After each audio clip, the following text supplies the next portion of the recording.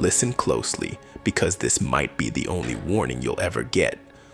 What I'm about to tell you comes straight from the core of Matthew 11:20 to 30, filtered through the raw, unvarnished truth that most people are too scared to confront. This is about burdens, yours, mine, and everyone's. The kind that weighs you down until your knees buckle, and the kind that pulls you toward freedom. You've read about the towns, Chorazin, Bethsaida, Capernaum. Do you see them for what they really are? These aren't just ancient cities that fell short. They're reflections of you, of me, of anyone who has been handed a miracle and shrugged it off like it was nothing. Christ walked among them, showing them what's possible, breaking the chains that bound them, and they turned their backs. They saw the key to freedom and chose their shackles instead.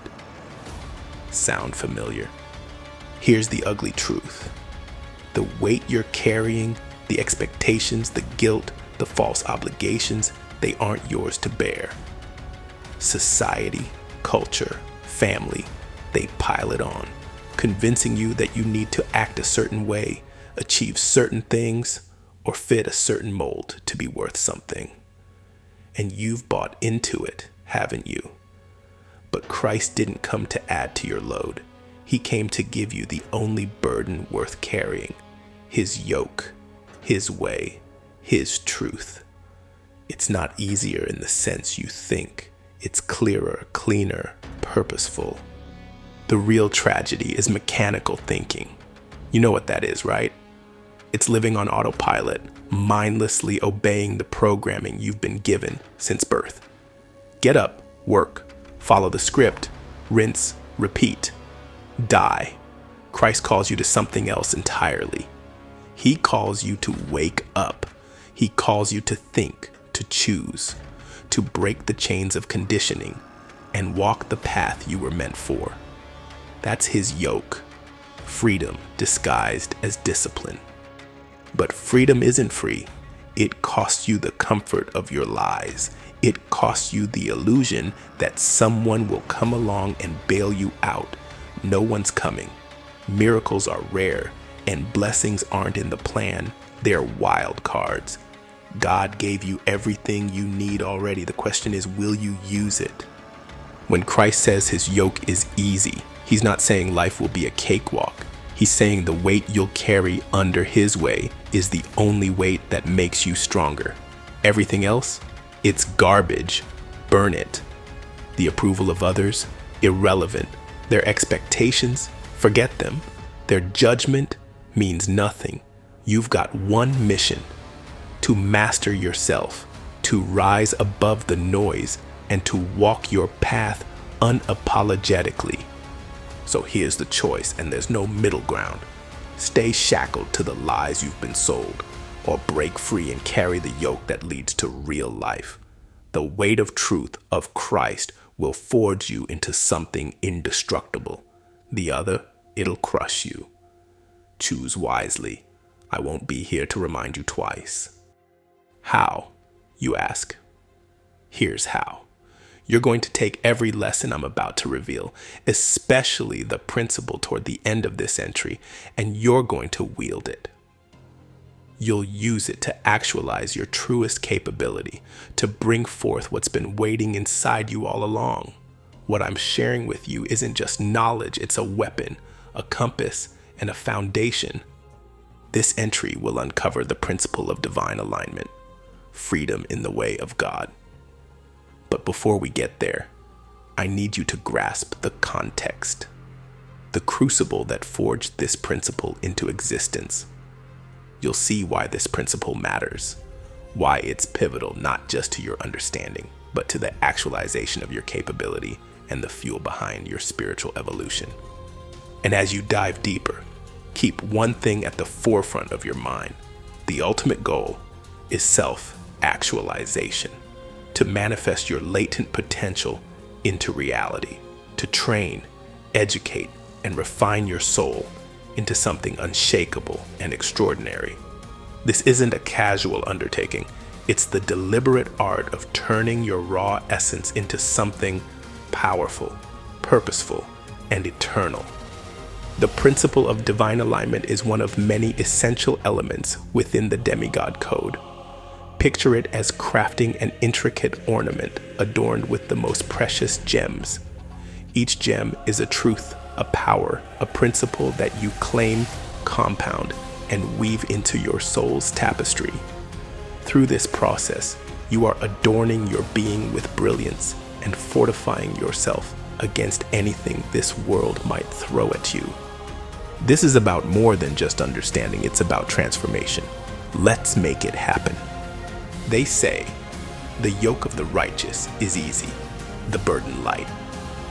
But you and I both know the weight of living in a world of hollow words and poisoned hearts. If Christ's burden is light, it's only because he is what I have learned, and what you are learning now, that carrying the truth is lighter than carrying the lies we chain ourselves to. Look at the towns Jesus cursed. Chorazin, Bethsaida, Capernaum. Their downfall wasn't ignorance, it was arrogance. They saw the miracles, felt the power of heaven brush against their skin, and still they chose to cling to their mediocrity. They didn't lack evidence. They lacked the will to change. Tyre, Sidon, Sodom, cities of sin and destruction, would have torn their souls apart to wear sackcloth and ashes if given half the chance. But the privileged, the ones handed everything, they spat on salvation. You see, the world doesn't reward those who bow to comfort, and neither does God. He offers us rest, yes, but not the kind of rest you think.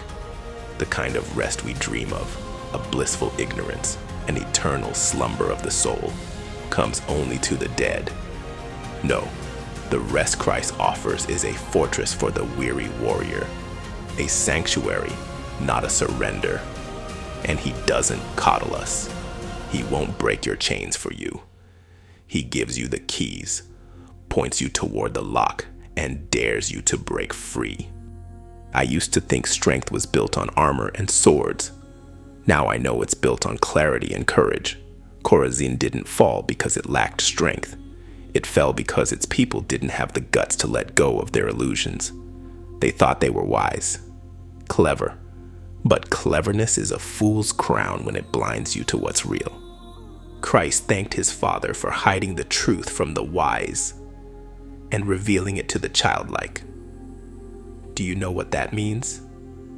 It means the ones who know everything know nothing, while the ones willing to admit their ignorance see the whole picture. It's not innocence he praised, it's openness. A child doesn't pretend to know the stars. They look up at the sky with wonder, not arrogance. And here's where we lose the plot. We've built lives on pleasing others, on chasing their approval like dogs chasing scraps. We've let their expectations carve us into grotesque statues of who we're supposed to be. But Christ didn't promise peace to the people pleasers. He didn't promise salvation to the self-deluded. He offered rest to the weary, the ones battered by trying to be everything for everyone. The problem is, we don't want to admit we're weary. We'd rather wear our suffering like a badge of honor, as if carrying burdens we don't need is a testament to our strength. We've let society dictate the terms of our worth, the job titles, the likes, the cars, the houses, and what's the result? We're drowning in the weight of expectations that aren't even ours. Christ's yoke isn't easy because life becomes some fairy tale once you follow him. It's easy because it cuts through the noise. It's the scalpel that severs you from the cancer of falsehoods. But to wear his yoke, you've got to drop the ones you've been dragging. And that's the rub, isn't it? Letting go. Let's talk about that for a moment. This so-called letting go. We're not just letting go of burdens. We're letting go of our identity. The masks we wear, the stories we tell ourselves, the lies we've repeated so often we've convinced ourselves they're truths. If you strip all that away, what's left? Just you. Raw, exposed, unadorned. That's what Christ is asking for. Not the polished, Instagram-filtered version of you, the messy, scared, imperfect you. And that terrifies us. But here's the kicker. It's only when you stand naked in front of God and the world that you realize you've been carrying weights you never needed. You think you need their validation. You don't. You think you need their acceptance. You don't. You think you need their love. You don't. What you need is the strength to look in the mirror and say, I'm enough. Not because they say so, but because I say so. I'll be honest with you. This isn't a pep talk. It's not some feel-good sermon about how you're perfect just the way you are. You're not. Neither am I. We've all got shadows, skeletons, demons clawing at our heels. But Christ didn't come for the perfect. He came for the weary, for the broken, for the ones who are tired of pretending to be fine. And here's where it gets real. Christ doesn't just want to save you. He wants to train you. Save you from what? Yourself mostly. The lies you've swallowed. The conditioning you've embraced. Train you for what? Life. Not survival, but life. Thriving. Becoming the kind of person who can carry the yoke without breaking under its weight. You want to know the secret? It's not about finding the easiest path. It's about finding the path that's worth the struggle. Christ's path isn't easy, but it's clean. It's not cluttered with the garbage we pile onto ourselves. It's streamlined, efficient. Every step you take brings you closer to who you're meant to be. But there's a catch. Isn't there always? The catch is, you can't half-ass this. You can't carry Christ's yoke and the world's at the same time.